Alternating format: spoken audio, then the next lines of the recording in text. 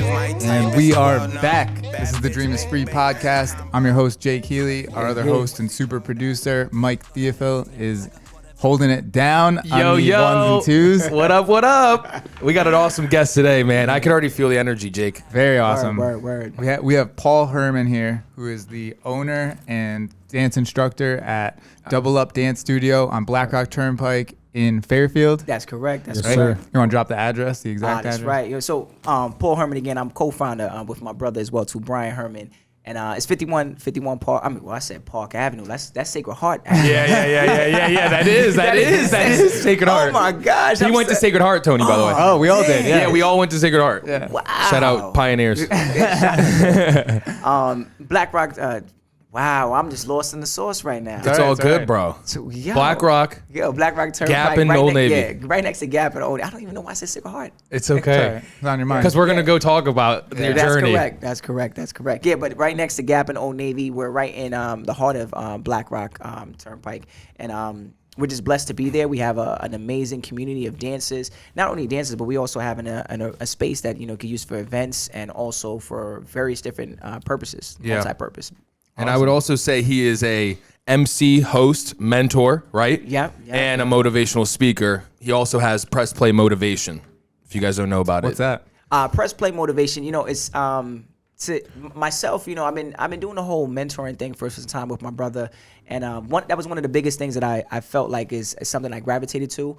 And during the whole pandemic, right off the start, in the beginning of March, I'm shout out to 2021 being here. Everyone's at Yo, seriously, bright future for everybody. It felt like a new year. Yeah, yesterday. Yeah, it felt like something. Yes, right. Something. It really did. Right in the beginning of the whole pandemic, a lot of, I'm an artist as well too, so as a dancer, as a choreographer, one of the things that I started to connect with a lot of my dance friends and choreographers, and I realized that a lot of people weren't really in the right mindset. It's like, we in a sense as an artist, sometimes you live check to check. When this thing hit, studios closed down, you couldn't gather around as much with people. And I felt like at that point in time, I needed to do something for my community. I felt like every time I was picking up the phone and talking to some of my friends, they had that, not a negative mindset, but it was just like they weren't as positive as, when in their prime, Right. So this whole press play thing came about, and I felt like in life, we just got to, continue to press play. You got to continue to move forward. So I created this press play thing. It's, again, MCing, which I do as well, too. I do a lot of, bar mitzvahs, weddings, hosting. I do, fashion shows and other events, corporate events where I'm hosting events with various different organizations. Then is the mentorship, which is I work with artists, athletes, and also entrepreneurs, helping them develop their business and kind of giving them a little bit more of a positive mindset when it comes to that kind of stuff. And the last thing is I do a lot of the seminars, motivational speaking, kind of speaking about my journey, and not even just my journey, but the people that have worked with me in their journey and how it's kind of helped me and inspire and, more importantly, incline up the ladder. Awesome. So you're a hustler. Oh yeah, for real. From the Bronx. Oh yeah, dude. From the BX. From the BX. So I born and raised in the BX, and I feel like I grew up in an era, in the '80s where it was like I used to see like that young man leaving out of the apartment buildings with the carts with the hot dogs and the pretzels at 6 in the morning. I'm like, when I'm going to school, I'm like, what is he doing? But he was going to Midtown Manhattan to make some money on the hot dogs, and he was making some dollars. So I seeing that, my parents as well too, have always been, hustlers in the movement. They never really, coming from a Caribbean background, I felt like that's something that's just natural in the Caribbean. You just a lot of foreigners. You wake up and you like time to work. Let's get to this. Yeah. It's not like we're not going, kick back. And even when you have an opportunity to kick back, that Caribbean mindset kicks back in because we know we could lose it. It's just as quick. You know what I'm saying? So exactly. Yeah, I feel the same way. Yeah. Tell us. So let's get back real quick to how we're all connected, right? Yeah. So, yes, the connection right Sacred here. Heart. Yes. Right? Miguel. Yes. Shout out to Kids Candy. Seconds Vintage. Yes. Yep. He came through with the Mickey shirt on. Yes, it's fire. All day. Looking fresh. Yep. And then our boy Eddie, who we go way back with. Yep. We were just talking about for 10 minutes. Yes. And then obviously the building itself. Yeah. I'm saying rocking with Ink. I've been going upstairs to Ink for a while, just in regards to like getting my hair done, and also working with Lewis and Ink on photo shoots. Yep. ES is another person that was in this building at one point. He was at the further side, like where the green doors is at outside. tattoo artist. Yes. You know, he was infamous tattoo artist. Everybody I talked to, they're like, there used to be a tattoo artist in here. Bro, yes. Even one of our guys got tattooed from. He's like, the first time he came in the building, he's like, was there a tattoo artist here? He's like, I think I got my tattoo. This dude is legendary. He actually came through the old studio back in Sportsplex, and he actually did a whole graffiti wall for us, like a mural. Wow. You know, because back in I want to say a couple years back, my brother and I at the studio, we actually had a flood. And it kind of took the studio. It hit us hard. Yeah. You know, it was serious damage, water damage that had happened to the flood, and when the flood happened. And at that point in time, you know, one of the biggest things I took away as I started to move further in this whole process and understanding like how to motivate and understand like everything happens for a reason. I realized at that point in time, my brother and I had an amazing voice and an amazing community. The community helped raise like close to $15,000, maybe even 20, just to help. Wow. You know, with the flood. So I'm very blessed to know that I've come from the Bronx to get into a situation like that where, you know, I have a voice with these people in the community. And ES, I hit him up. I was like, ES, yo, like I feel like I'm missing the old studio and I need a little something in here. And he was like, I got you. No worries. Say no more. And he came down and I was like, yo, ES, this is the wall. We just finished this. We had to, you know, redo it and stuff like that. He was like, okay. I'm gonna do this and this, and I looked at him like, "What you talking about?" Yeah. He was like, "Don't worry, Paul, I got you." Yeah. Gave him a couple of hours, and he just really just started. And the beautiful thing about the mural that he did is that it was a more of like a diagonal going up the artwork, and since it was connected to the mirror, it looked like a pyramid if you stood from the far side. Damn. So it looked like some Aztec type of artwork, and it just basically. I looked at it and I was like, this is actually us. You know what I'm saying? Yeah. We're always on the incline. So shout out to ES for that. That's dope. There's amazing really people dope. who've been in this building. Yeah. So I'm very blessed to be in here as well too with you guys. And you guys, amazing spot. Shout out to y'all. Thanks, bro. Yeah, no, I mean, it's funny, Jake, because I was going to tell you, but when I worked at Local, I knew of the Herman brothers. You know, the infamous Herman brothers. I've known of them. You know, I would see that they would like some of the classes, like they're just like, you guys don't teach all of them. You'll observe them and be, you know, like Diddy type, you know, just standing there like, you know what I mean? So I'd see them like that, and then they'd always come in to get takeout all the time from Local. For real. The truffle fries. Yes, at Local. Legit. Yeah. I was on it every time. Yeah. Like I used to be in there, especially like when we had like our ladies' nights, because every last Friday of the month we would have ladies' nights. Yeah. And the ladies will come in there from 7 to like 9 o'clock and just living their best life. Yeah. Right. And right at for real. Yep. And then they'd be like, yo, let's go get something to drink. Let's get something to eat. Yeah. They didn't want to the party never wanted to end. Yeah. So we were like, where do we go? Local. Let's be local and go to Local. Yeah. Right? So we would go to Local and just pull up, and I would be like, look, let me get the burger. Let me get the truffle fries. Yeah. And I used to just ride out with it. So I used to always get the turkey burger there. And the popcorn chicken, Jake. Like, yeah, the Kung Pao chicken or whatever it's called. That was good. They got some shout out to Local, man. Shout out to Local. Yeah. They doing their thing. They doing their thing. Yeah, no, but and now we're here, and it's crazy because, you know, the type of energy we like to put out is positive energy, 100. you know, inspirational, motivational, and educational. And so, like, when Paul hit us up and was like, yo, you guys are doing your thing, like, I love your story and the colors and everything, like, that was, you know, to me, like, because our marketing is 90s. We're tapping in the 90s nostalgia, so it's, you know, you're going out on a whim hoping people are going to like that vibe, and hopefully people understand it too. Yeah. Because, you know, younger generation, you know, they still kind of migrating back over to, like, you know, a lot of things are retro. Yeah. You know, but I think one of the things that really caught on to me was definitely when I saw the colors. I was like, damn. First off, it's very vibrant, you know, and I love vibrant stuff, especially being an artist, being a dancer. Like, that's, you know, that's the Caribbean background. Yeah. You know what I'm saying? You got you guys got the fly colors. So I saw that, and then obviously the people you were interviewing as well too. You know, I was like, wow, these are people that I know. These are people that I've been rocking with for some time. And then I found out you guys were in this building. I was like, what? And then every time I go upstairs, I always pass by. And I'm always seeing you guys, and I'm like, you know, and every now and then I, you know, poke my head and be like, what's up, you know, what's going on?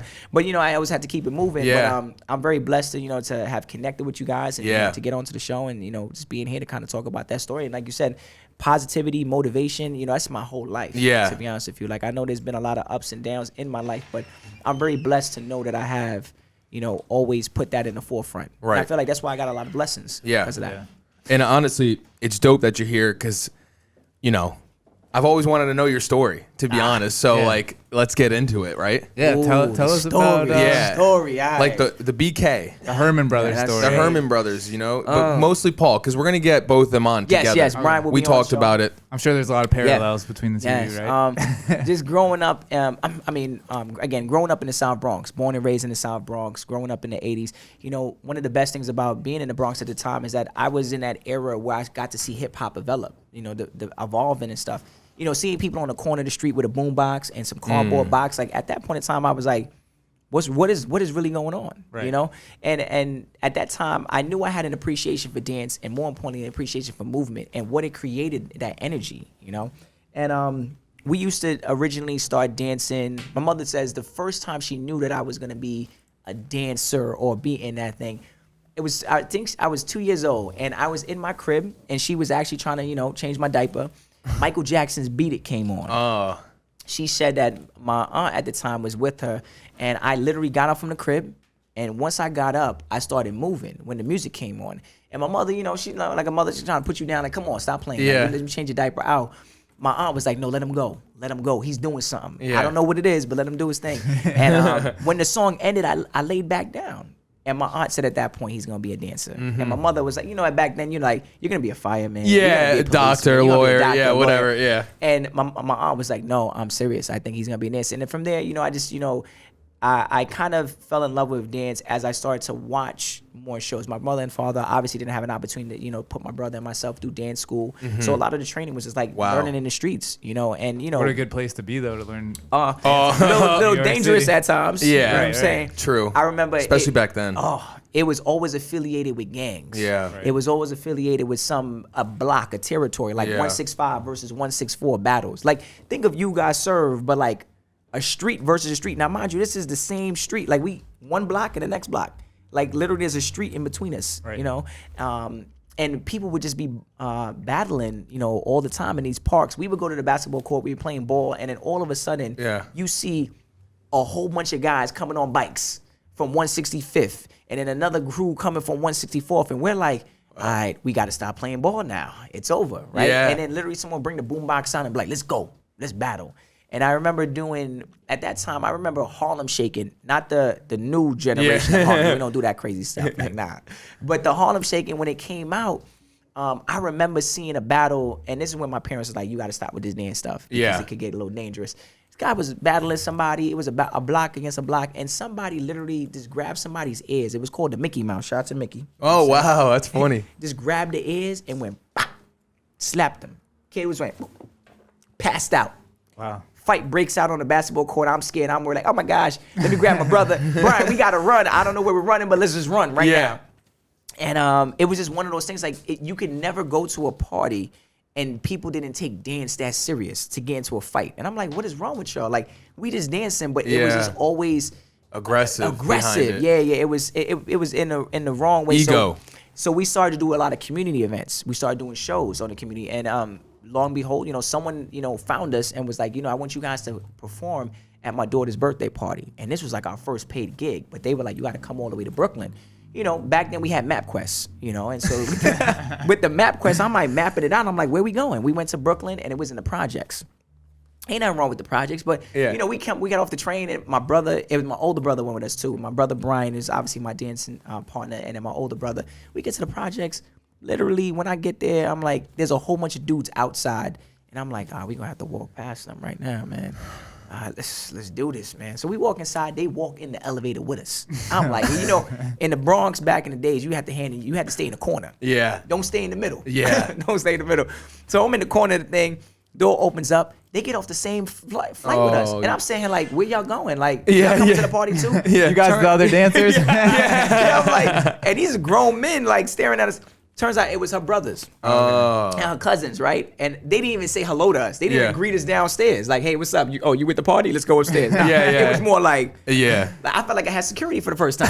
Right? I get up there. The mother, it was. I would never forget the story, and this is how I will always be humble in regards to like my dance journey. The mother, the biggest room in the house, not the living room. It was her bedroom. What she did, she took the furniture out of it. She put the mattress up against the wall, and she literally had the family members like come to the door, like You know, like back in the Yeah. cartoons, like one person, Charlie Brown kind of thing. They were all like poked out, just like that. And the daughter stood right there in the middle. You were just and dancing? I was like, we about to perform in her bedroom. Mind you, I'm looking at her closet. I'm seeing her shoes on the floor, her heels, her makeup. And I'm like, this is it. And I never will forget that day. And that was the day I realized that, like, not making it a profession, but making it, understanding that, like, you know, everybody needs dance in some way, shape, or form. You know, that movement, just that what it. Who doesn't love to dance? I mean, there's some people out there, you know what I'm saying? They're just embarrassed with their dancing skills. They need to come to double up. That's Yeah. what they need. Hey, I Get them got you. confident. I can get you on them 2 steps. So that was the moment, and then from there we just continued to go on. I obviously came out here to Connecticut and went to Sacred Heart University. I had no dance background at Is that that how time. you ended up here? Yeah, I went to college. Yeah. What were you going to college for? Business, Okay. business administration, concentration in management and marketing. I also was on the track team as well too. Ran D1 sport, Nice. track and field. Had a Nice, dude. really good career with track and field up there with Christian Morrison and the whole track family up there. Shout out. And it was a good thing, but I still wasn't into the dance thing, you know, as much until, you know, after I graduated. 2007 is when we got our first big break. We entered into a YouTube contest. Back then, YouTube had contests, dance contests on a regular basis. It's for an artist called Kat DeLuna. She had a song called Wind Up featuring Elephant Man. We entered into it thinking that, you know, we might potentially be her principal dancers, get picked for the video shoot. Yeah. They picked us, but they didn't pick us to be in the video. And at that point, I was a little bit like discouraged. I was like, I waited my whole life, and they told me no. Yeah. What did they pick you for? Oh, to be like in the group of dancers. So there's the principal dancers, and Which there's are like the ones that are showing the most, you're saying? yes, Yeah. and there's the featured dancers. Those are the ones like if we're doing like a B-roll shot and everyone Yes. is like dancing in the Yeah. background. Yeah, and they're You know, all in sync and shit. Yeah. occasionally they might pull you in and do something, but I was like, yo, I wasted my whole life trying to be on TV, and this is my shot, and they just shut us down. And and at that point, I never had a mentor in regards to dance. You know, growing up in the Bronx, it was just whatever you learn in the street. Yeah. No one ever said what's counts, what's texture, what's timing, how to work in the industry. All the technicals. Yeah, you know, and which is so much more important than Breaking the steps. into it's probably the hardest part, like getting actual Yeah. paid gigs, right? Yeah, it was, and at that point, and we weren't even getting paid at that point. It was just an extra in the video. So I was like, okay, we'll do it.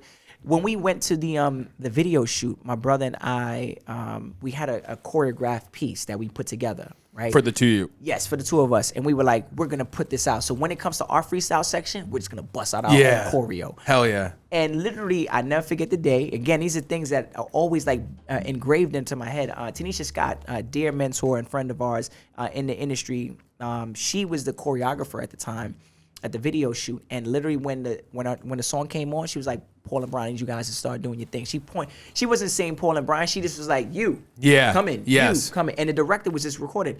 When we came up, stops the music and says, "Guys, you need to dance like these guys right here.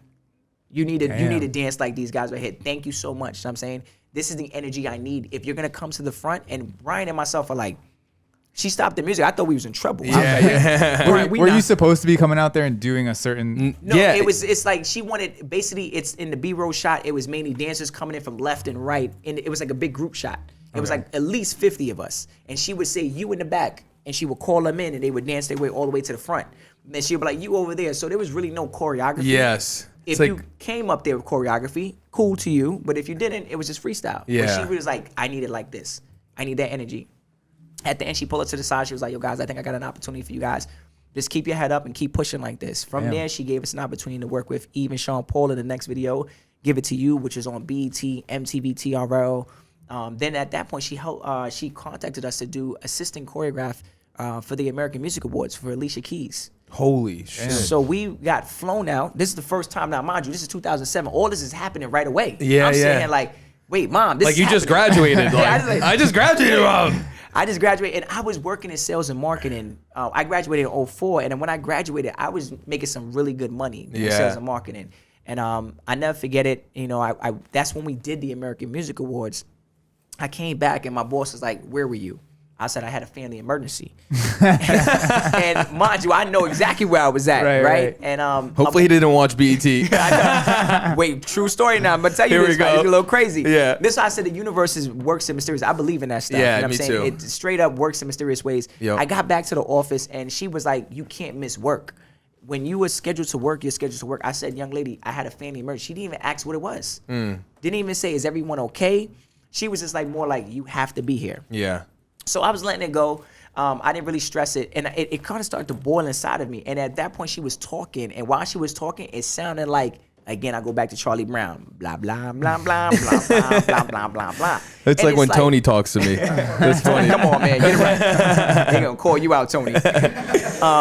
So literally, she started saying that, and I looked at her and I said, you know what? She's like, what are you gonna do, Paul? Like, you need to make up those. I said, you know what? I'm not making up any hours. I'm leaving. She said, where are you gonna go? And this is when the job force was like kind of crazy. Yeah, right? yeah. I was like, I'm out. I was like, she was like, do you know what you're gonna do? I said, I don't know what I'm gonna do. She's like, you need to go see the boss, the head boss, right? This guy was like, remember Home Improvement? And homeboy that was behind the gate like this? That was like the big boss. And you never really saw him? Never saw this dude ever, but I know he was making bread. He was making bread. Like, serious bread. And I was like, so I went to the office. He's like looking outside the window and the chair's like this high. You can see the back of his head. And he's like, Paul, sit down. I'm like, oh, man. I'm like, what's up? He was like, I hear that you're leaving. I'm like, yeah. He turns around. I see his face. I know what he looked like. Right? Yeah, now finally. Yeah, right? The villain. I'm like, he's like this. Yeah, guys. I was like, so what's really good? He was like, yo, Paul, why you leaving? I was like, yo, honestly, I just don't feel like I fit here. I feel like everyone is just not fake, but in a sense, like, we're missing life. Yeah. We're missing all the great moments and the fun times. Some people don't even know, like, this person just got married or this person just had a kid. Like, no one is talking. Right. The cafeteria is empty. Yeah. Like, the energy is just so whack. Like, yeah. I was like, no disrespect to what you have going on. You have an amazing business, but I feel like I need to be where that energy is at. Yeah. I feel like I'm holding myself back. And he was like, do you know where you're going to go? Same question. I said, no, I don't know, but I'm going to trust and believe that something's going to happen. When I was leaving out of the office, I kid you not, he stopped me. He said, Paul, if I had to change my he didn't say that. The first thing he said to me is like, Paul, let's just talk about something else. I said, yeah, what you want to talk about? He was like, it was Thanksgiving when I kind of quit. So he was like, during Thanksgiving, I had my family over and we were watching TV. And you know what we were watching? Oh, no. I said, what? The American Music Awards. No. I said, so I'm like nervous now because I told him I had a family emergency. So I'm thinking he got it. He figured me out. Yeah, he like the villain somehow got me. He got me. Yeah. Yeah, I got you. So I'm a little nervous that he got me. So I'm saying here like, do I stick to my story? Do I not? Right? I'm like, do I fall back? But You I'm were like, just like, stick in it between out. that family emergency, I also stopped by the Music Awards. I had teach him how to dance. Yeah, and then perform with Alicia and Beanie Man and all these other people. And then he was like, Paul, seriously, we were watching the American Music Awards and I saw someone on TV that I know. Now I'm like, he got me. Shit. He got me. He said he knows somebody. And He said I'm he like- knows somebody. so then I'm thinking to myself, I'm like Clark Kent in the office. I would wear like a suit and a tie. And then when I switched out, I was looking like this. You know what I'm saying? Yeah. Or I'm in my sweats and a hoodie and I'm dancing. Yeah. So I was like, I don't know if he would have known it was me, but this guy is he's good. He's good. Yeah. He's a villain. Yeah. So I'm saying like, okay. Then he said, Paul, the person on stage, I'm so happy that they were there. You know what I'm saying? And I wish I could have been there with them. And I'm like, Oh. so I'm like, I'm tell about to him. come clean right now. Yeah. He was like, the person he was talking about was the host of on the AMAs that day. He said that the host was someone he went to school with. Wow. And he was so happy that they had made, he was like, I wish I would be on that stage with them because Yeah. we used to do this together at one Wow. point. And I was like, So he's actually a good guy. He's yeah, the villain wasn't the villain all of a sudden. No, yeah. He was a hero. And at that point, I was like, wow. He was like, yo, Paul, if I had to change my life, I would want to be on that stage. Those are the same exact words. I kid you not. Shout out to the universe. He said, if I would change my life, I would want to be on that stage. And at that point, I knew it was it. Yeah, I knew that was How the crazy moment. is it that you were actually on Yeah. that stage? Yes. Yeah. You know what I'm saying? So, and this is a true wild. story. I walked out of the office. I called my brother right away, and I called my father. And my father, at first, he was like, Paul, seriously, like, you just quit. Like, He was like, Paul, get back in there. Yeah. better Go get that your job, money. you idiot. It's crazy. Yeah. Where you gonna go? I said, Dad, you need to trust me. And I called my brother. I said, Brian, I think we could do this. Yeah. I think we can make this happen. Yeah. And literally, we just kept on pushing for this whole double up movement, and it ended up from dancing on stages. I've traveled all around the world: Africa, Italy, Spain, Belgium. You name it. My passport has been stamped up so much from dancing and traveling. Working with artists such as like opening for like Chris Brown, opening for Rihanna. Wow. Serrani's music video. Wow. No Games. Then from touring with Cat DeLuna, like honestly, like I've been blessed. No Games to is one of my see- fucking favorite tracks, by the way, bro. Oh, shots! That was a summer track. I'll show you man. my dance moves to that. Yo, like, they're not like yours. I mean? And I've been so blessed to see that. And once I started to see the world, when I started to see other countries and other cultures, that's when I started to realize like this motivational stuff is on another level now. Like that motivated me even more. Forget the money. Yeah. Forget working at a job and having a nice office that overlooks Midtown Manhattan. I need to be next to those people. When we went to Africa, and one of the things that they did, the tribe, they were like, this is a way how we celebrate when people come in. They literally brought in a bag. I was like, what the bag? They had me sit down. Snakes dropped out on the floor. My brother and I like, what's going on? And the artist, and they told the artist to come dance with the snakes. It was a common thing, but I was like, this is crazy. Yeah. But to me, I was like, that's the culture. When we went to Berlin and we went to the Berlin Wall and hearing the history about this stuff that I saw in the history books back in school that I never really appreciated, I was appreciating it even more because I was there. Yeah. And it just continued to just flourish and develop to this owning a studio, owning a dance company, owning a convention, traveling around the world, inspiring people. And I realized that I'm not just a dancer. I'm not just a choreographer. I'm like a movement coach, a movement specialist or something like that. You know what I'm saying? And I believe that movement can solve a lot. You know what I'm saying? Movement within the brain, the mind is one of the first things. Moving within your heart as well. Like moving through that, passing judgment on people. Yeah. People are prejudiced and all the negativity in it. We got to move past all that, you know? And so I just been blessed to have seen it all. And I still have a lot to see. Yeah. Right? A lot to see, and that's why like I developed the press play thing, and I love it. It's been an amazing run. I've been able to do a seminar at Hardin High School, work with a couple of other individuals, mentoring them, you know, developing them over their businesses, and more importantly, just their own self, their artistry. Yeah, you know, because sometimes you just don't even know. Yeah, you know what I'm saying? So it's been crazy, but I wake. I told my friend one of these past days, I said I don't wake up sad. Yeah. I never ever. I can't remember the day I ain't gonna lie. I did argue recently and stuff like that. Sorry, right? But I know like I wake up happy every day. Yeah. I can't even. I don't even know what I would be doing. I mean, obviously I'd be in corporate America and I probably would have definitely made six figures by now, chilling, you know, house on the water. But I don't even think that would have been what I wanted. Yeah, you wouldn't have been happy. Nah, you would have been looking at the award shows, being like, I could have done that shit. Yeah, man, that could have been me, and I would have been having that story with somebody else. Yeah. I would have loved to have been on that stage. So I didn't want to wait. I think that's one of the key things I would recommend to anybody. Like, if you're gonna do it, just do it. Yeah. Like, who cares if anybody's gonna judge you? Who cares if someone's like, you know what, I don't really like your product. If you believe in yourself, someone's out there gonna believe in you. Yeah. That's bottom line. There's so many people in this world. Facts. Straight up. That's what I'm saying. Like, there's got to be at least like a couple people out. Like, you know what I mean? Like, you just gotta find those people, and you gotta harness that with your gift. And I would never say just believe in it. Like, believe in it and develop it is the key thing. People believe in themselves so much. Like, I'm an amazing photographer. Now develop it, please. You gotta get to action. Yeah. You gotta really just not even just hold that camera. I need you to study that camera. And don't study just your camera. Study the next camera, because someone might ask you a question about that. You don't want to just be just a person who knows hip hop. I want to be the person who knows contemporary a little bit of jazz. So when I talk to people, I'm able to overall give you an understanding of dance and movement. Yeah. At what point did you decide to open your like dance studio? Yeah. When was that? You know, to be honest with you, Brian and myself were teaching across like Connecticut in various different places, various different gyms and establishments. And I think when we got back from the tour, one of the biggest things, a lot of the people from like Europe, they were like, oh, you know, or in the distant countries that we were in, they were like, when we come to America, how do we find you? And at the time, our schedule was crazy. It was like and I just literally sent that today. It's funny that I'm here talking about it now. I had a flyer back then that pointed out the 10 different places that we were at. And I felt like that was crazy. Yeah, that is. Like, how do you manage How's somebody that? gonna find you? Catch us here at 2. Yeah, they catch us here at 5. And at 7 o'clock, if you're lucky, you can catch us here. So at that point, my brother, you know, I shot it to Brian, my brother. Like, I love him so much. You know, he really was like, we got to open the studio. I was nervous because I was like, first off, that's a building. That's a bill. We need employees. We need this. And I knew from just being in business how much work is needed. My brother was like, we got it. Let's just do it. So we opened up our studio in 2014. We'll tell you that. In 2014, we opened up at Sportsplex. Which was a great spot, by the way. If no one's seen it, but I thought the whole layout was so fucking cool, dude, with like the big glass windows too and shit. And like, it was really, because you could also see that, you could also go to that, like, it's not the play area, but it's like for the gymnastics. Yeah, gymnastics. Eddie was doing like backflips. There's like the springboards and stuff. Oh, GCA, shout to GCA. Yeah. Man. They were the first place we went to. They gave us a studio, and we had one room. Oh, they subleased like a Yeah, little sublease. Yes. Yeah, that was the first studio we had. We opened up, and we slowly like started to develop that business. And before you know it, people started coming in, and it became like an issue in the hallway because the parents are waiting for their kids to pick up for gymnastics, and we had a whole bunch of people coming in for dance class.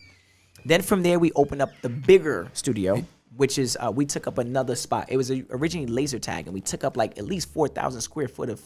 We went from 1,000 to 4,000. Yeah. And shout out to my brother Brian. He graduated from Fairfield University, has an engineering degree. Wow. Right? So this guy was like designing the studio night and day. We must have went through like 12 different designs trying to figure it out.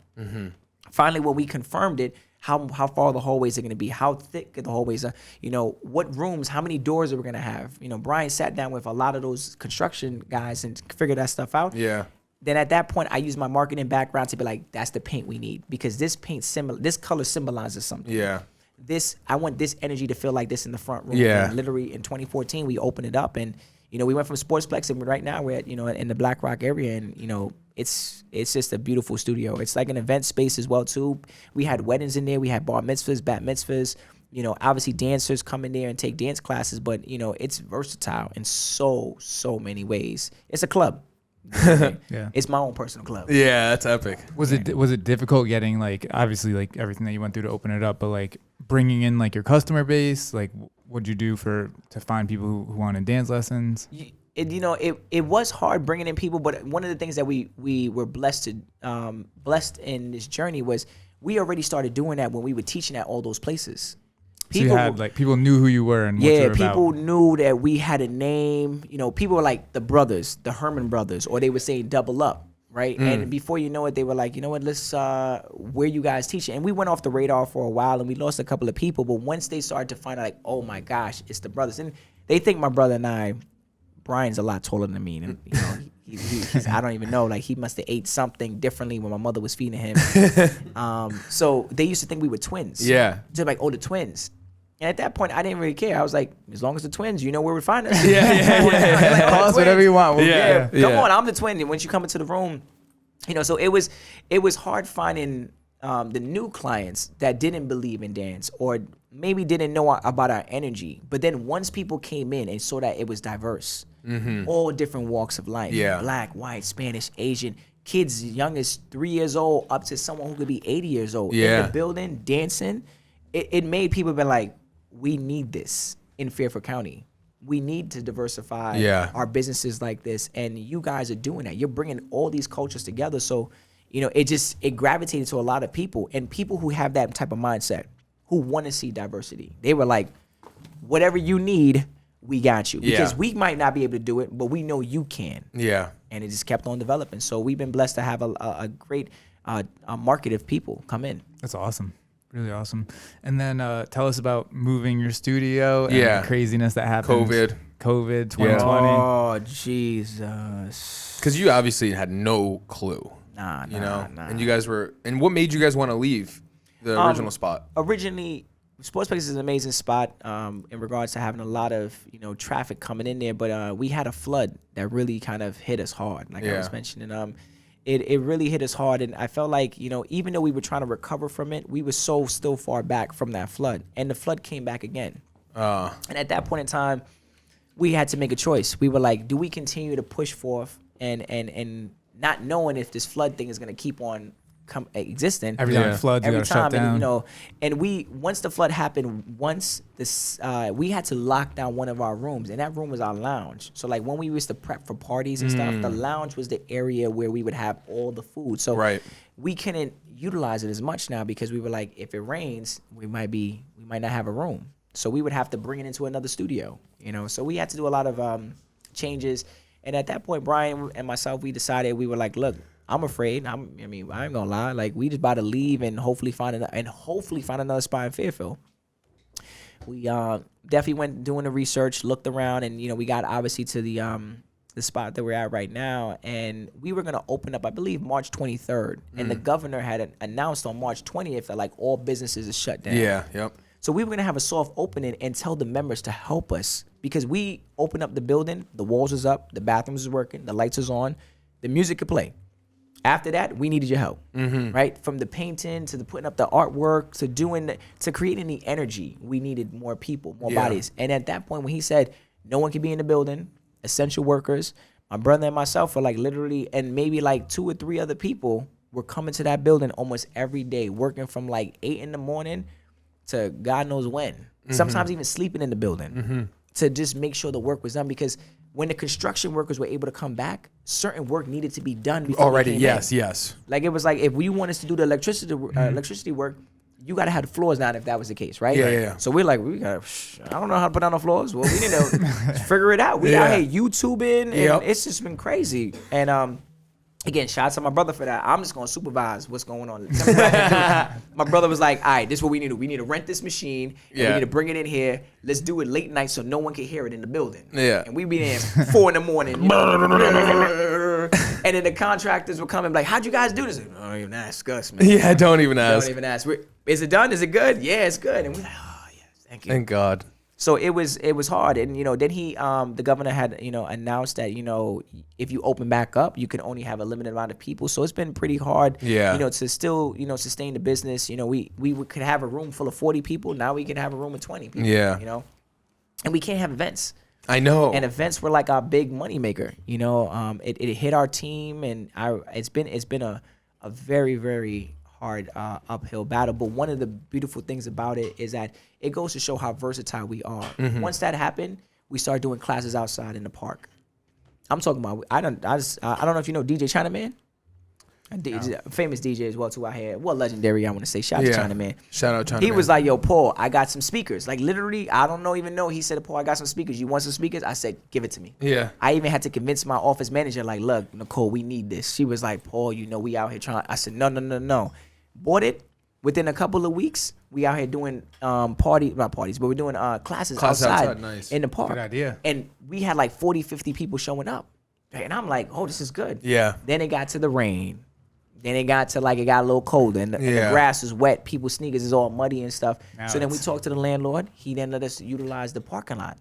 So we have like an underground parking lot right next to our studio. Oh, yeah. Now we in there doing outdoor classes. Then we had our ladies' nights, and we had our private events, and we were doing even virtual birthday parties. Oh, nice. It was anything we could. It's like we could have done it before, but we weren't thinking like that. Yeah. COVID, this whole pandemic has affected. Obviously, it's affected the world. Yeah. And it's sad to say, and I know we lost a lot of great people and stuff like that. And we probably still will be losing some more people in this battle that we're facing. I'm very blessed to know that we do have the vaccine is out there, and I know that people are slowly. It'll be done soon. We'll be out of this soon. But it was a blessing. July. Oh, that's what he say? That's what I think. That's what you would think. And we got some inside knowledge. There's not going to be another lockdown for sure. Well, I would hope not. Phase 1, it's done. So we're now on the climb up to the new. Yeah, once people are getting the vaccine, and everybody's herd already vaccination. had it, Yeah. So when do we get it? The vaccine? Yeah, when do we get it? I don't know when when the non-essential healthcare workers can get it, but We're not essential. I mean, I guess no, not. You guys got a podcast. It's essential. Yeah, the information has got to go out there. I know. no, we agree with you, but other people don't. Yeah. They're I like, teach people how to dance. Come on, that's essential. It is. You know what? It's fun. It really is. I didn't mean to cut you off, but it really is essential. That's people's mental health, well-being. You That's said it the right there. hardest part about this lockdown. This whole for thing. People who really, really isolated and lock themselves down like that. Not being around people. I kind of just live my normal life. Yeah, me too. I'm an isolating person as it is. You know what I mean? Gotcha. So I gotta make sure I'm around people all the time. you know? So I didn't change anything up. I was like, I'd rather risk my physical health than my mental health. Yeah. No. It really hurt Exactly. a lot of individuals, and I feel like that's again why the press play thing started to evolve even more, because I got to see that firsthand. I remember being in the supermarket. This is oh my gosh, there was an older woman in the supermarket. And this is when toilet paper was crazy. Everyone was like, you got to get toilet paper. I forgot about that. You know what I'm saying? Yeah. There was an older woman, she was probably in her 70s, 80s, right?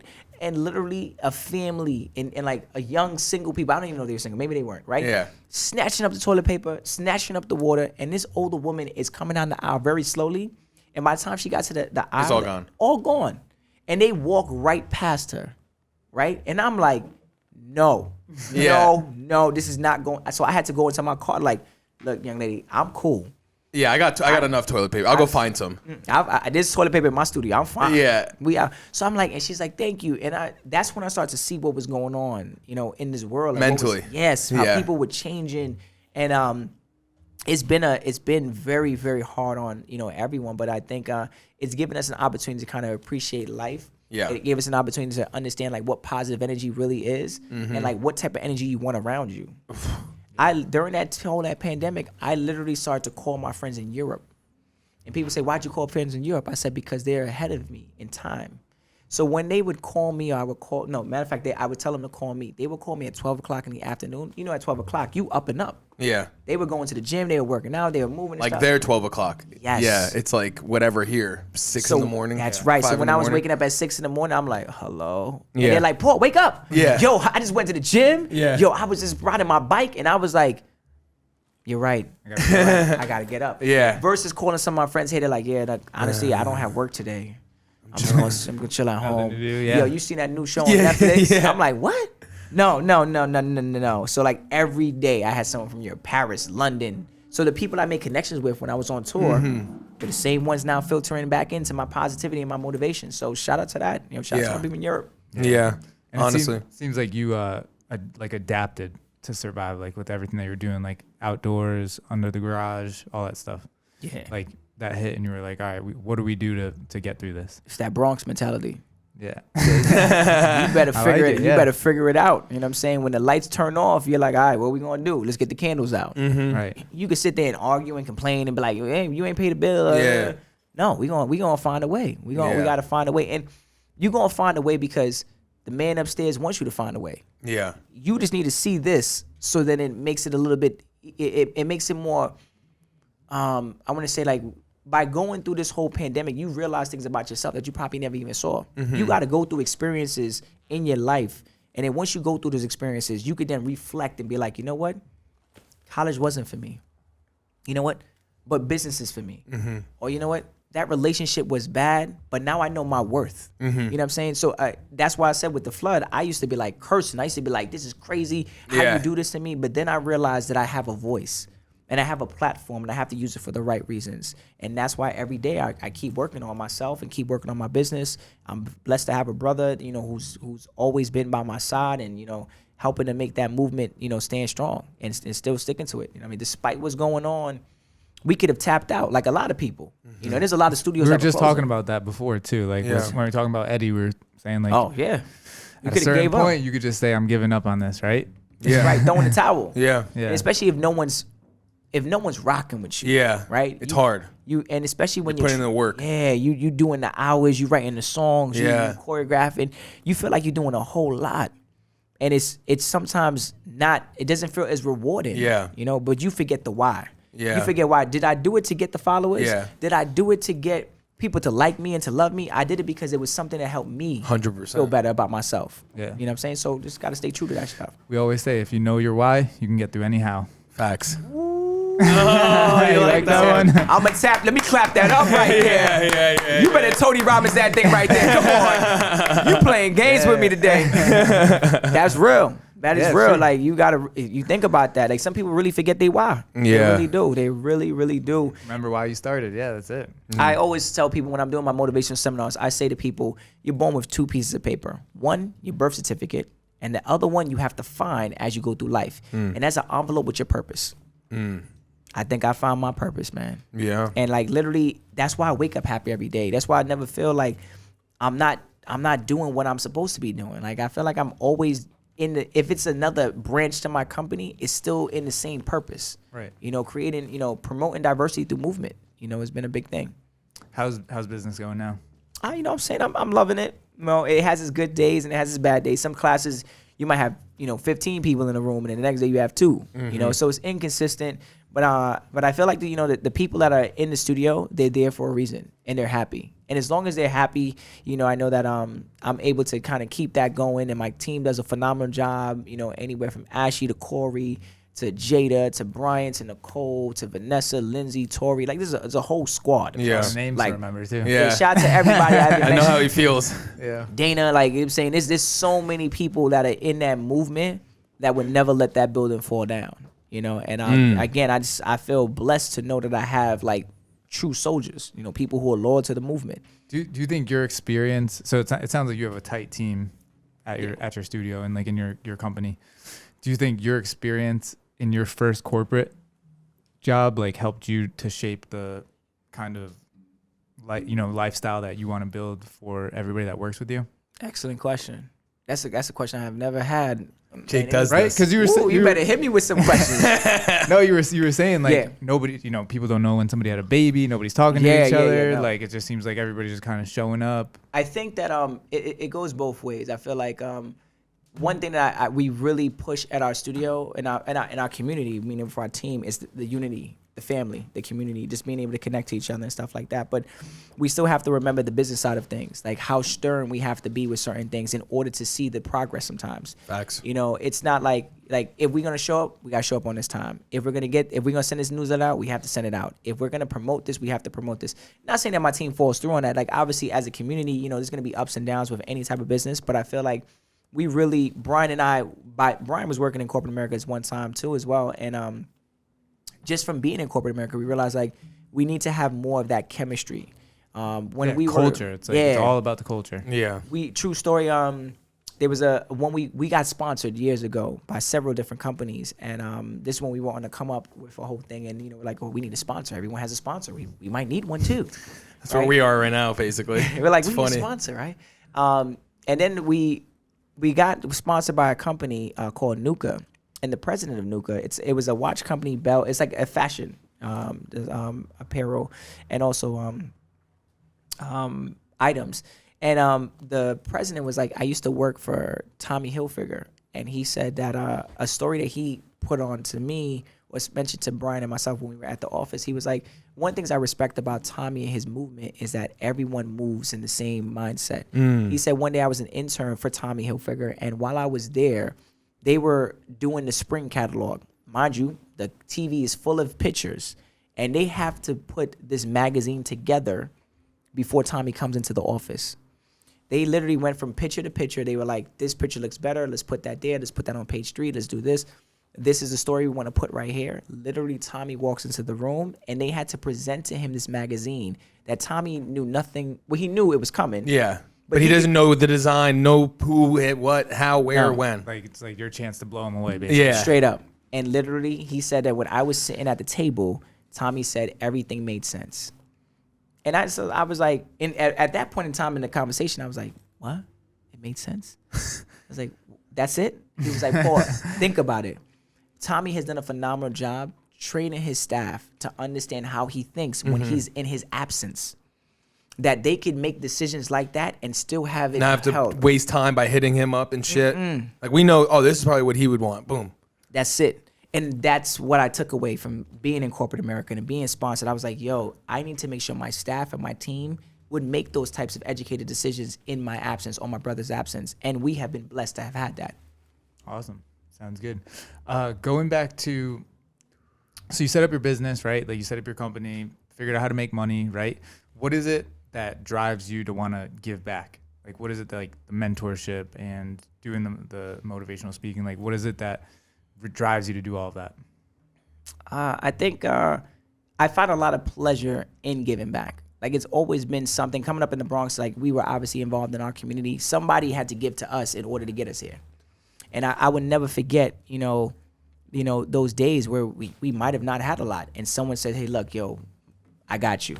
Today I got you. Give me them all, And just having that mindset, I realized that, if there's anything that I could contribute to, I might not financially be able to do it, but I could do it through my experiences. I could do it through my word. I could do it through my passion. I could do it through, encouraging someone to kind of, move forward with that. And it's been an amazing time, doing it. And I feel like there's so many great things and places that I want to see and visit. And I want to live through other people's experiences. I want people to live through mine as well, So I feel like it's just that motivational stuff is something I truly gravitate to.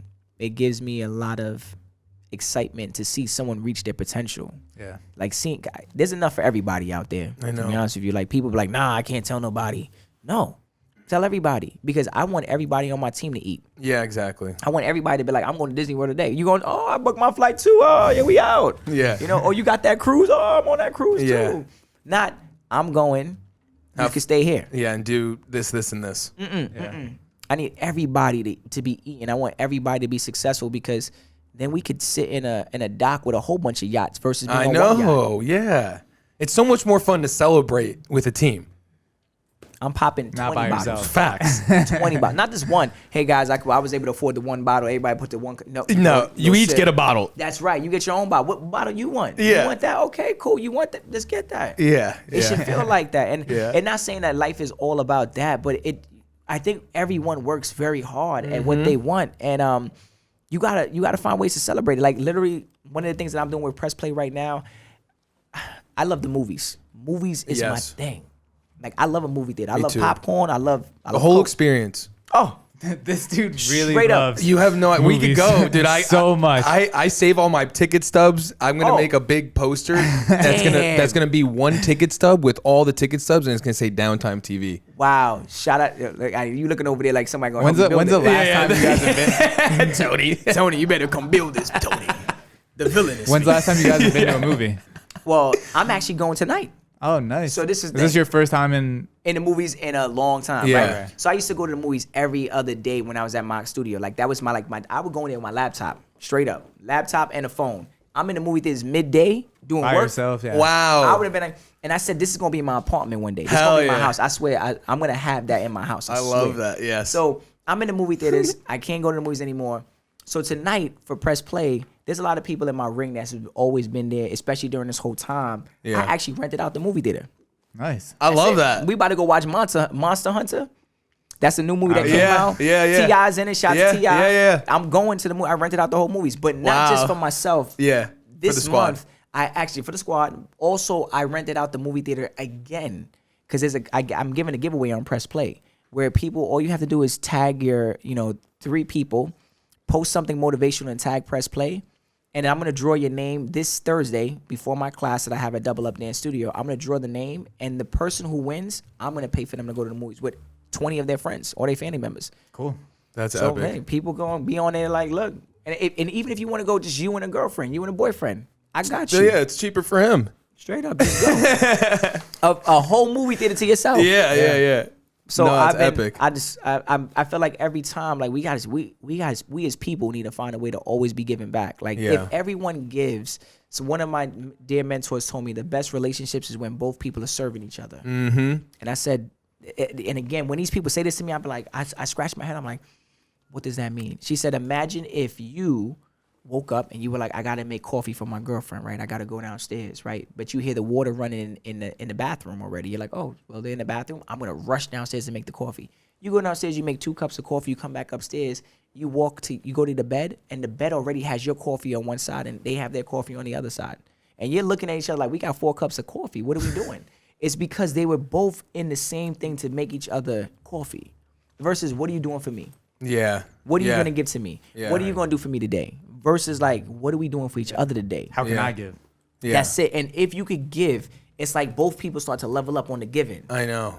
And if it's giving them just words, giving, hey, I love you. Hey, Yeah. I love you too. Yo, how was your day? Yo, my day was stressful. My day was stressful too. Let's go outside. Let's go run. Let's Yeah. go for a bike. Versus, like, baby, you should probably go for a run. I'm gonna sit here. Yeah. You looking a little extra. When you come back, could you go buy me something? No, we out here. Let's do it together. Yeah. And let's ride and let's level up together. So when she told me that, I was like, you know what? I'm gonna have to make sure I try to push for that. You know what I'm saying, in 2021, leveling up those relationships. Like, I love it. I gotta say, dancers are becoming some of my favorite people. Yeah. Yeah. I'm serious. No, it's true. That's He nice. did- The last dancer we had on, Frenchie. Frenchie. Do you know Frenchie Lion? Frenchie Lion? You do, I think. King Frenchie Lion. that sound mad familiar. When we say King Frenchie, I'm saying that sound familiar. Yes, I know. I will show you after. You're going to be like, oh, yeah. Yeah. No, it's funny because Mike, he's like, yeah, we're gonna do an interview with this guy. He's a dancer, and I was thinking to myself, I'm like, what am I gonna talk to a dancer about? Like, Yeah. what? I don't know anything about dancing. Like, Yeah. I don't know any questions asked, but it's like you guys are all very, very like deep people. Same Yeah. with Eddie. You know what I mean? Like, Nah. it It's goes that way artistry. beyond dancing. Yeah, Yeah. you're artists. Yeah, exactly. So it's a lot that goes and into it. you all have a lot of energy. Oh yeah. You know what I mean? Frenchie came in here and came in hot. raising, bro. We'll show you the episode, bro. Came in hot. Like, Yeah. all right, what we doing? What we doing? Dancing, freestyling. Yeah. Like, it was crazy. Everything, bro. He's is. a full blown entertainer. He is. Yeah, but it's Frenchie. awesome to see like the business side and Yes. the artist side. Like Yeah. you have just everything together. It's Yes. amazing. Juggling it all has been an experience, and I know that there's going to be many more branches and more things that I have coming with the studio and just with my life and just with this whole press play movement. I feel like I'm just getting started. Like It feels like if, it. If it was like if I was on tour and traveling, I feel like now, like with the stuff that I know, what? I know. It's a wrap. Yeah. So I was talking to one of my friends recently. I said, you know what? I'm gonna pay my college loans off in 1 year. My friend was like, what? I said 2021. I'm just gonna do it. Now, mind you, I'm sitting here like, that's a big bill. Yeah. That's a big bill. But I feel like I can't say that because I know what I need to do. Yeah. Back then, I would have been like, I'm just going to keep paying $100 for Sally Mae every day. Yeah. And hopefully I'll pay it off in 50 years. Yeah. But now I know like my worth. And now I know how good. Go ahead. I was gonna say, don't pay him off yet, because Oh, they might do it for us. Yeah, they might. Yeah. Forgive. But in loans. my head, I was like, if I want to do it, I save up the money. And on the last day, if they don't do it, I just drop it and be like, Yeah. you know what I'm saying? I'll hold on. I keep paying Sally Mae that $100. I'm pissed. I paid mine off. I'm like, damn, they're gonna do this now that I. And it's for everybody. I heard that, and I was He's like, trying to forgive like $1.3 trillion of student loans. I don't know if it's gonna go through, but it looks like they'll probably forgive some portion of everybody's student loans. Yeah. That'd be lit. that would be. And I'm hoping that works. It's gonna free up a lot of people to be able to Do shit. You know what I mean? Because you know what, you take out all those college loans, right? You all of a sudden, if you have $200,000, $150,000, whatever, $100,000 in student loans, right? Yeah. Just sitting over your head the minute you graduate college, and you've had no guidance on finance or how to make money, and then you get out, you get into a corporate job, and then you're stuck. You know what I mean? Because you have to make those payments. Yes. Yes. And those payments is heavy. Yeah. One of my friends is like $1,200. Right. Yeah, I said, you paying a mortgage. And Yeah, if you are. if you don't have those loans, you know what I mean, and you don't have that pressure to pay those, like think about the more creative you'll be when you're not stressed out. Like Oh my just God, being it's a able to- wrap. I would assume more businesses would develop. I would assume, Right. Oh, Oh, 100%. There would be people would feel a little bit more like you said, that pressure. Yeah. And pressure, obviously, we already put pressure on ourselves just in general. You know what I'm Yes. saying? And society puts So- another oh my pressure. God. So you take this off of you, a financial pressure, right? Of $1,200. Even if it's $100, you know what I'm saying? It is, $100 yeah. can be stressful to somebody. Yeah. And that's $100 more for groceries. Mm-hmm. Or for more movies. People will be able Facts, to dude. relax. You have yeah, no you know what I'm idea. saying? You could be going to that movie. We're definitely going to movies. Like I'm telling yo, you, like it's I go by myself if I have to. I don't care. Yeah. Mid-afternoon's best time, man. Cheap. Nobody's there. No one's there. Matinee. The thing that threw me off is when they shut down the Bridgeport movie I theaters. know, dude. I watched them tear it down. Disrespectful, I took a video of it. disrespect. Oh, you took a video? I have a video. How would you even put that on your phone? No, I sent it to the boys. Oh, like all right. RIP to one of our landmarks. I live literally like I could walk down the street and I would have went directly into the door. Yeah. Like I go out the door. Oh, so you're right there. Yeah. I took a left Yeah, and the door was right there. I go right inside the movie theaters and I used to be there like, all right, let me get they were like, Mr. Herman, you're here again. I'm like, Yeah. yep, mid-afternoon. Yeah. You already know. Yeah. Then they were like, Popcorn's ready for you. there, Mr. Herman. I'm like, all right. They're like, let me guess, 12 o'clock showing? Yes, that one. Here we go. Yeah. And I would walk into the movies with my book bag, That's epic, dude. put my laptop down. I'm like, Wi-Fi and all. I'm Yeah, it's like you're at the crib just doing work. straight up. I never even thought of that. Genius. Straight up. Like I'm able to get work done and watch a good yeah. show and eat popcorn. Yeah. With butter. Yes, you have to. No, you have to at the movie theater.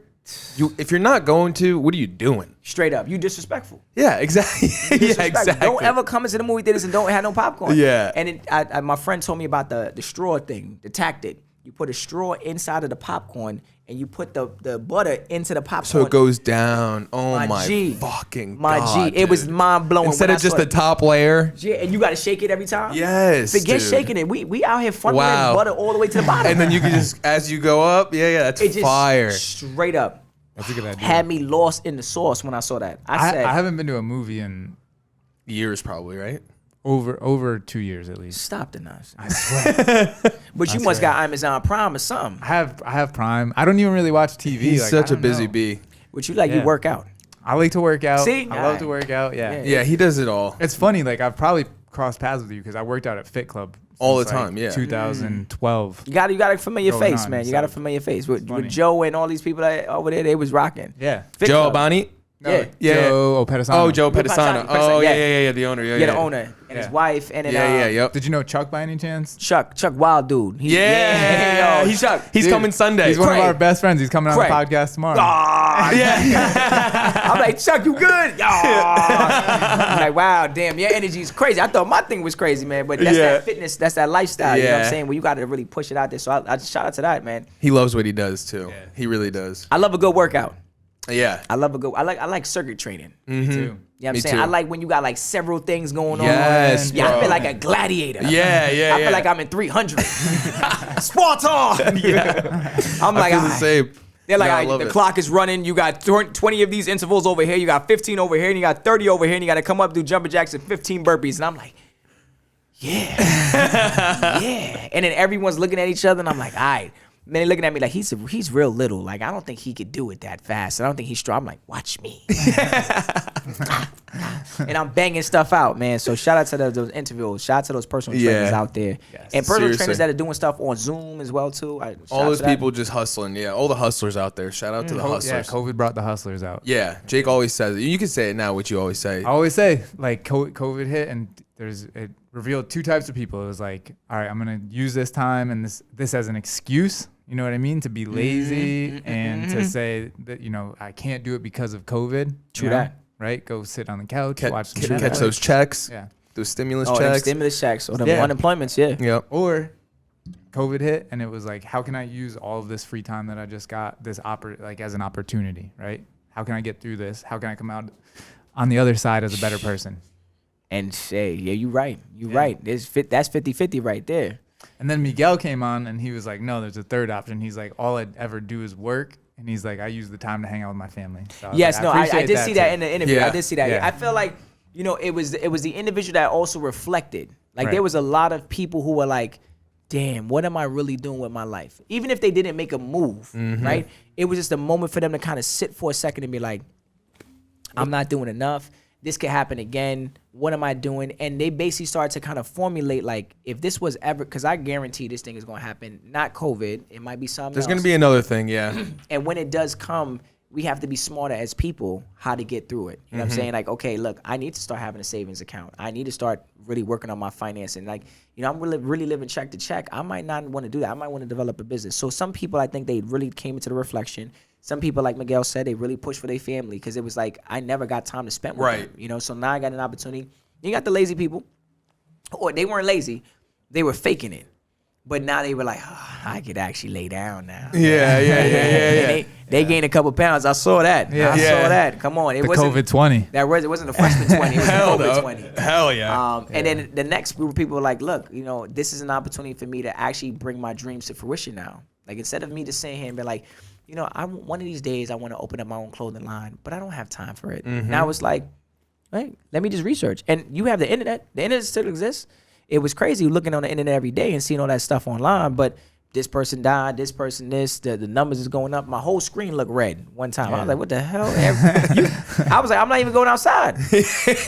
And but then those people, the dreamers, became the dreamers, and I'm hoping that their dreams are still flourishing. You know what I mean? Some people, hopefully, it wasn't just talk.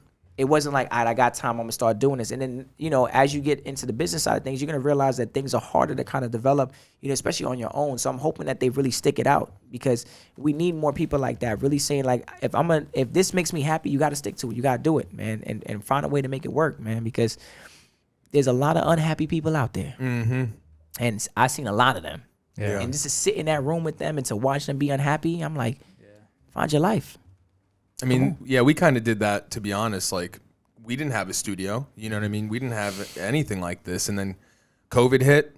I called my brother. Yeah, I remember you saying that. And I was like, yo, we got to, like, I'm at Moco right now. I was at Moco at the time. We had a little spot there. It didn't work out there. And then, but yeah, I called him. I was like, dude, are you doing this COVID bullshit? Right? And he's like, nah, dude, I'm in Florida right now. I'm working out on the beach right now. He was in Florida right there. I was like, dude, when you come back, like, I got the studio, Gary, all this stuff. I was like, we got to do it. And then now we're here. It's been amazing. Like, these guys sitting in this room, it's it's fucking epic, dude. You know, I appreciate Yeah, you got a everyone. squad. A lot of people aren't here too. You know, they know who they are. Shout out them. But like you said, it's like the energy here. It's like whatever has been going on in the outside world, you know, we obviously take it in, digest it, but we reciprocate the positive energy, you know, which has been awesome. It shows in your shows, man. It really does, man. I really love the movements you guys have created, and I feel like I've seen a lot of podcasts in my time, and I listen to a lot of those things because obviously they're motivational stuff, and to see the diversity of the people that you bring in here, and more importantly, like bringing their stories to light. You know what I'm saying? Like it's always like a breath of fresh air to hear like more stories and more people. Like you're like, damn, wait, that really happened? You really did that? Wait, that could be me. Yeah. Right? And I feel like we need to find a way to start finding more of those individuals that people can kind of relate to and be like, you know what's funny? Like Miguel, when he did with his old vintage store, like there's other people out there who would try to think of like probably doing something like that. Yeah. Now they saw Miguel's interview and they're like, wait, that's how he did it? When I went to the Tony Robbins seminar, he said success leaves clues. So if you guys, in a sense, you guys are bringing in these people, someone else is listening to that story and been like, you know what? I could be like the next Miguel. Yeah. I could be like the next Paul Herman. Yeah. I could be like the next Ashira or DA Agent Graham or Chris Warrens or all these people. Yeah, we've had some amazing guests on here. Yeah, actually, you just did. Oh my God. Sabita. Yeah, Sabita. Yep. You know what I'm saying? Like she has great. a whole wellness center and stuff like that. Like so, like you guys, it's like you're bringing these people in, and when people hear their story, they're like, wait, hold up, I'm gonna visit their spot. Or more importantly, I might want to develop something like this myself. Yeah. And sometimes you just need a little bit of that guidance. So Yeah. shout out to It's y'all. been amazing for us too. Like I think we all grew a lot this year. Oh, Just, yeah. like, with all the people that we've had on, like learning from them, talking to them. That would help. We learn something from every single person that comes on here. You know Everyone. what I mean? So what y'all learned from Mr. Eddie? Oh, Eddie well, Eddie's comes on coming. today. Eddie's coming on Oh, tonight. he comes on today. All right, shout out to yeah. Eddie, man. Shout out to Eddie. Yeah. Shout out, yeah. He's coming on 4, maybe 5 o'clock. Yeah. Around that time. So it's like a whole day thing. Y'all in here all day. Yeah. Saturdays. Yeah. Saturdays are for the boys. I respect it, man. I respect it. And the vibe in here, if you guys is at home and everything, everybody listening, like the spot is real. Thanks, Shout out to bro. the Michael Jordan jersey in the background. Yeah, yep. We got it. I live for that. Jordan, we got Bridgeport, University of Bridgeport, we got Dirk, and we got Kobe up there. People don't see it, you man. know? I didn't even see the Kobe when I turned. Oh, yeah. It's like, come on. Gotta man. have the Kobe. Oh, that was 2020 was crazy, man. Right off the rip with I Kobe. know. That threw me off, man. We were talking about that the other day. It was just like, it really set the year off. Yeah. And then at the end with Black Panther, man. Yeah, threw I me know. off. I'm like, don't do this to me, man. Chadwick Boseman. Yeah. Bosman. I was like, Boseman. don't do this to me, man. Don't do this to me, man. It's crazy. But, I'm here, man. I'm here. Yeah. You guys are doing it, man. I respect it. And your team, shout out to your team in Yeah. the building. Like, you guys are all Everybody, putting in work. I'm seeing it. Like, they're like, all right, let me grab the camera. Let me Yeah. do this. But Yeah. It's not like the person sitting in the backdrop, like, man, you know, I'm just going to chill. Yeah, No, no. it's like, we going to make this even better. Yeah. You know what I mean? So, No, shout out to- everybody works hard here, does an amazing job. So where do you go now to work out? I still go to, so I train jujitsu, which Oh. is actually back at the Sportsplex Yeah, now. yeah. So it's, there, you know where the yoga studio was? Yep. They're in the yoga studio now. There, I go to the Edge, and then I run a lot. Are you a runner? Yeah. Like track? No, not like track, like distance running. Distance Yeah. running. I like running on the track though. Like I've never been like a track athlete, but I Gotcha. do like running on the track. Yeah. But You went to mostly- school? You went to school for that? No. Oh. I didn't run when I was in school. I kind of started running later on. Gotcha. Running is Yeah, always Jake's good, man. Jake's a beast. He's talking it down. He does like half Ironmans. He runs like over 50 miles and stuff. He's done that. Wait, Like, is that done true? some- Or some- you know, he's no, I'm being, You know how people are like, yeah, he just did the no, Spartan race. he's just a humble slice of pie. Nah, shout to that. Shout I've to done that. some marathons. I did a 50-mile race before. Yeah. Damn, you should be on that 50Ks. show. What is it, Challenge?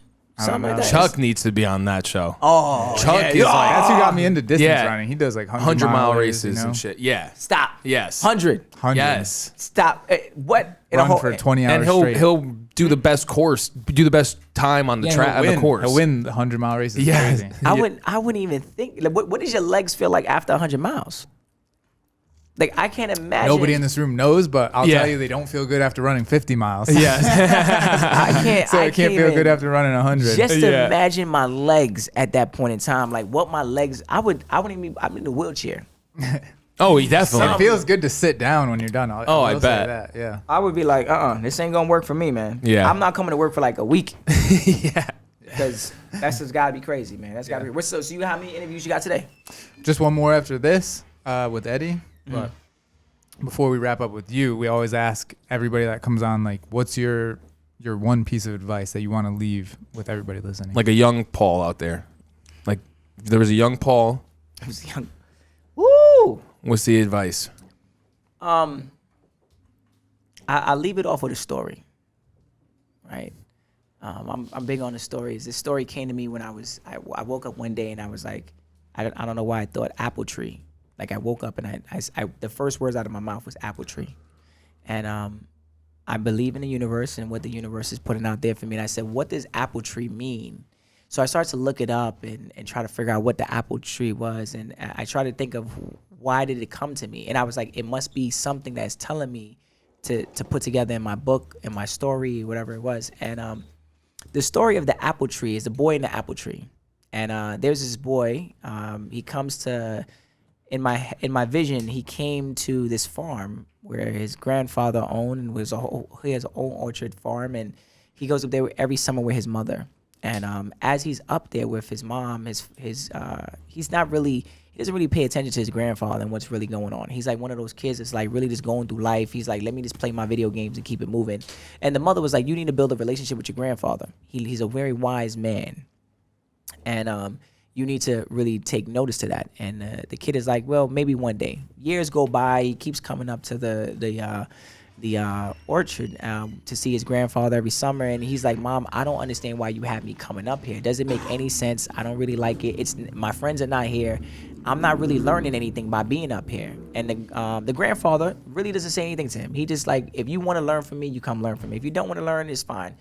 I'm just glad. Yeah, I'm glad you're here. Yeah. You know, and then one year, the mother had turned off the video games at that point and said, "Look, I really want you to go into that living room and talk to your grandfather." Turned out the grandfather was outside on the deck overlooking the orchard farm, and he went to his grandfather. He's like, "Grandfather, like I'm in college now. I'm really trying to get into this business thing. Like I want to know, how did you become successful? Because you retired at a very young age." And the grandfather was like, he was like, "You were able to take care of mom's tuition, and you seem like very well off in a sense. So what could you recommend?" And the grandfather says, "If you want to learn about success and stuff like that, I want you to come back next year and I'll teach it all to you." The kid's like, "Yo, I'm right here. Like, teach me right now." And the grandfather says, "Nah, next year." And then the kid comes back next year and the grandfather says, "If you really want to know about success," the kid was like, "All right, tell me right now." The grandfather gives him a seed. Says, "Here, take the seed. I want you to do me a favor. Plant this seed right in front of this house right here. And water it, nurture it, do what you need to do to it." And the kid was like, "What?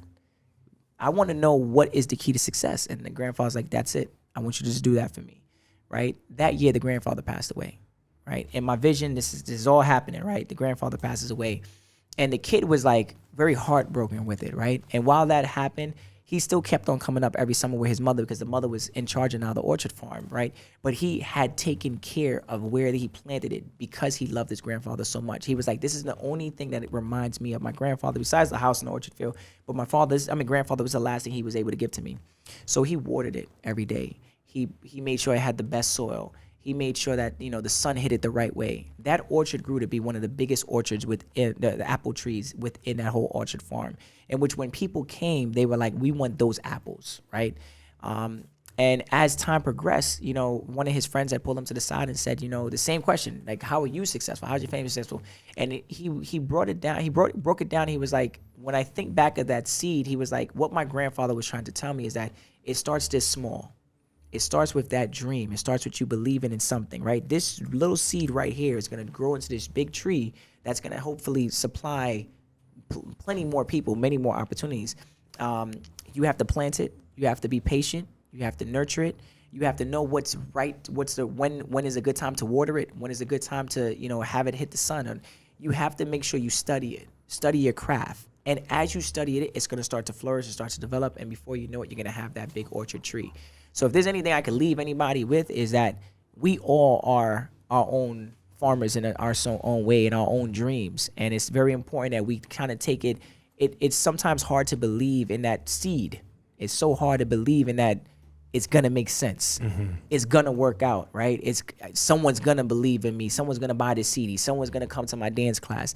That seed will soon potentially grow into that tree. And when it grows into that tree, it's gonna create so many more opportunities. And I just say, if anything, we are all our own boy or little girl in that orchard farm. So I love keep that. believing in that seed, man. It'll grow. And where can people find you on social media real quick? Yes, you can find me at my motivational stuff. It's Press Play Motivation.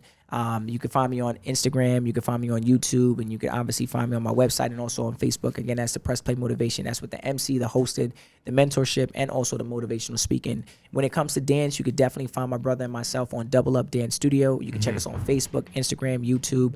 Again, that's Double Up Dance Studio. Or if you want to see our personal journey as dancers, you go to doubleup_NYC. Love it. doubleup_NYC, and you can find out all that information on us. But yeah, that's our movement. That's my movement. I'm blessed to be here with you guys. Thank you so much Blessed to for have the you, show, bro. man.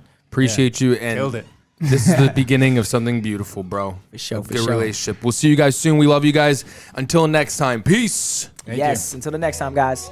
Yeah. She fine with it, yeah.